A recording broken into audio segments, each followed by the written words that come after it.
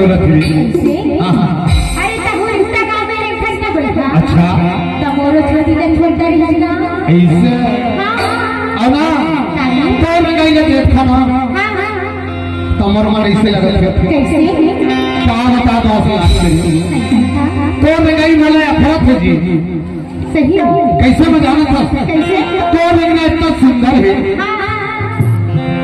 तो रहे मोर छाती कैसे चलो था जाना था ए तोरनी के नाम भाई तोरनी के तोरनी के हीरा तोरनी के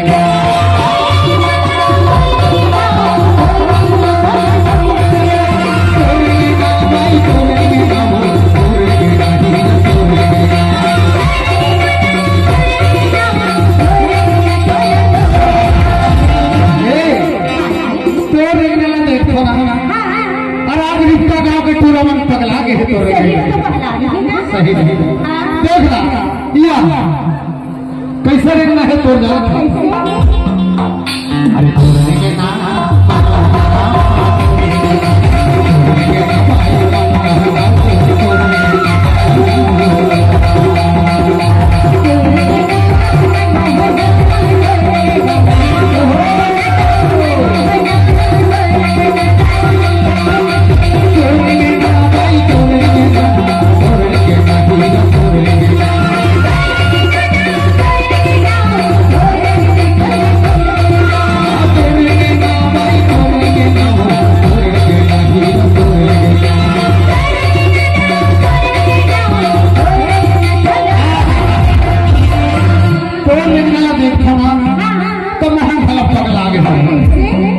गजब धीरे अरे तोरने के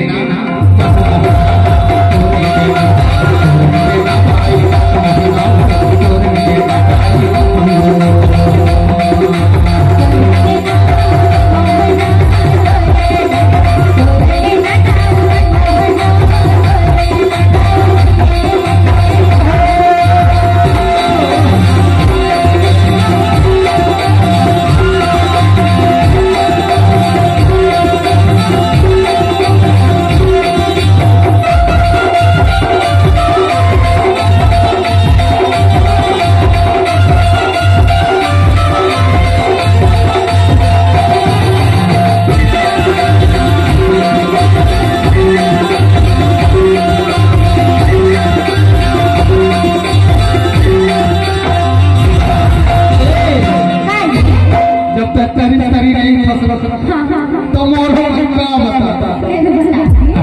बताएंगे भाई अरे बारी कटेली बारी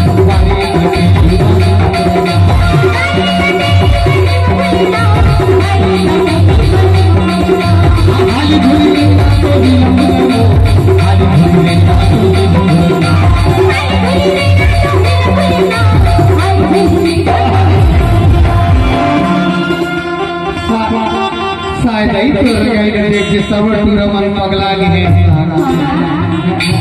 गजब के खुलत आई तो भी